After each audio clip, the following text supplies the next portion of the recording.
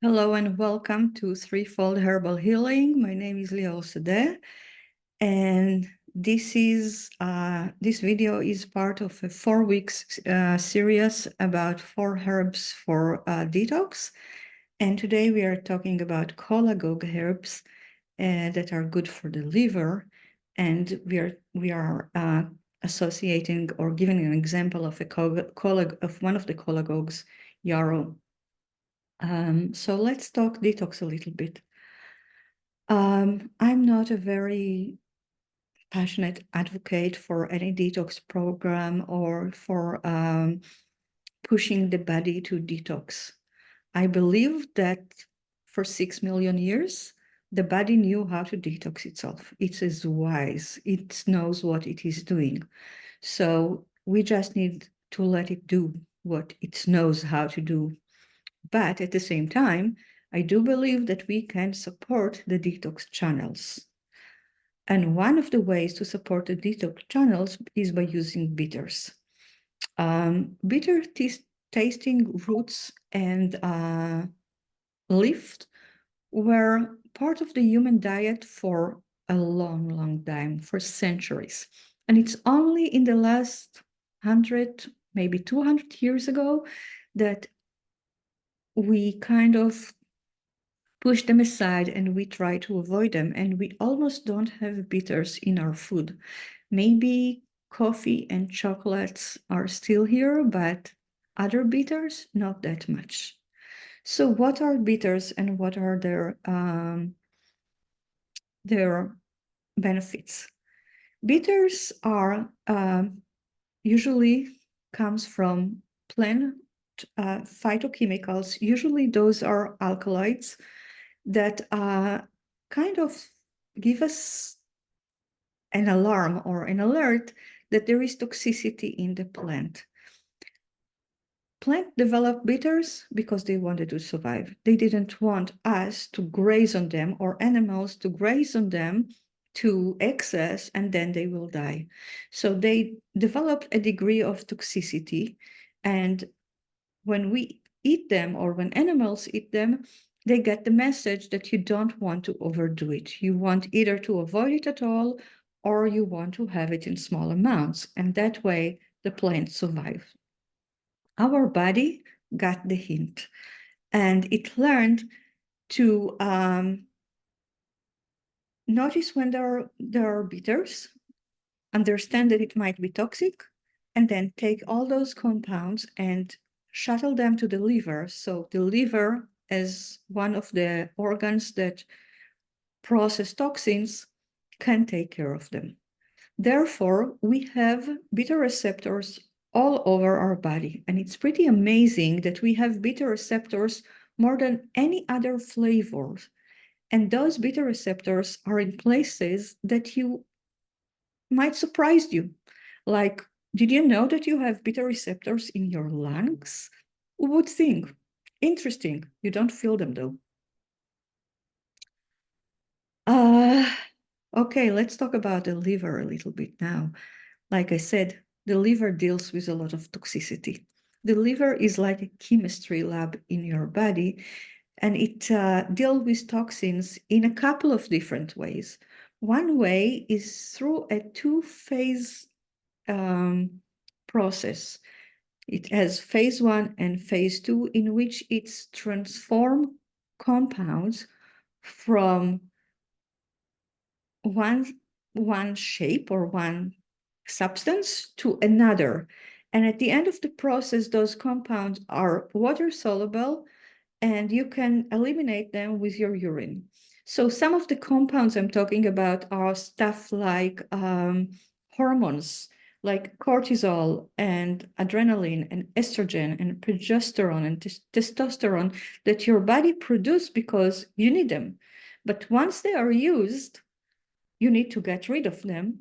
And the liver does this process of breaking, eliminating through the urine, like sending them to the kidneys. The same thing is true for medicine. Whenever you take ibuprofen or any medicine you use, the liver deals with it. And there is other stuff too. Those are just two examples. The other way that the liver help with cleansing up your body is by producing bile. Bile is emulsifier. So think about what bile is doing in the same way that you think about the dish detergent in your kitchen. So for example, if you had a dirty pan after you cooked in it and it has oily stuff and you want to really take all the oil away, you use hot water, dish soap, and a scrub.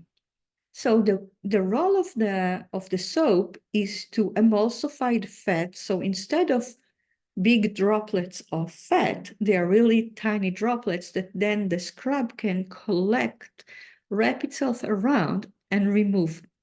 Bile works the same way. It breaks down fats and either help digest them or help bind them to fiber so they can be eliminated by the stool.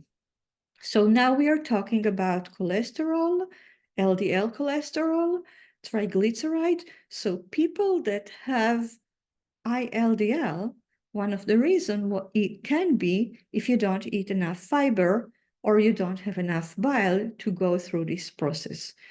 So then that's another toxicity if you have too much cholesterol and triglyceride in your body. Another thing that the liver do, well, no, we will jump later and let's go back to herbs that support the liver now. Herbs that support the liver are called cholagogue. And one example of a herb that support the liver is yarrow. Those are mainly bitter herbs, and one of the very bitter herbs is yarrow.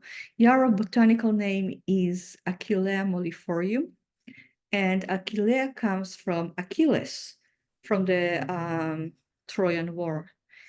Achilles was known to heal wounded soldiers with yarrow.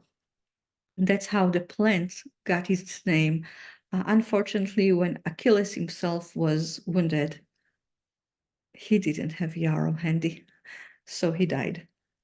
But as the story goes, Achilles got his yarrow wisdom from Chiron, that was the wounded healer, and yarrow is known as a herb that not just purifies the body, but also as the healer of the soul, so purifying the soul too. Yarrow is a bitter herb that is very versatile. It supports the liver in a couple of ways. One way is for yarrow to support the liver is by supporting this two-phase process that I was talking about. So it stimulates and support and nourish the two phases that helps transform toxins into water-soluble substances that can be urinated. The other way is that yarrow stimulates bile production, so it can help remove cholesterol and triglyceride from the body in the stool. And the third way is because yarrow is an antioxidant, and because liver cells tend to be exposed to a lot of toxins, they run the risk of having oxidative stress. So yarrow, being an antioxidant, can support them and keep them healthy, so they can be efficient. They can do what they need to do without being damaged. By nature, yarrow on most bitters, I would say, are cooling and drying. Cooling and drying herb makes sense, are good for inflammation, because inflammation is always a hot and damp condition. So yarrow can help inflammation, especially if that inflammation is related to the liver. So think about stuff like non-alcoholic fatty liver. Yarrow is great for that. It's helped improve blood flow, so more nutrient and more oxygen reach the cells. But generally, it's just a good ally for the liver. It's really helpful. So let me share a story of my experience with yarrow. Many years ago, I was making a jam, and I opened a new batch of mason jars. And while I was opening one of them, the ring was broken and a piece of glass got stuck right here. And I started to bleed really profusely, like a lot of blood was pouring out of there, surprising amount. So I went into the garden. I remembered yarrow, and I went into the garden. I brought yarrow, cut it really small, and put it on immediately. Like immediately, it stopped bleeding. Another experience I had with yarrow was from the time I had goats.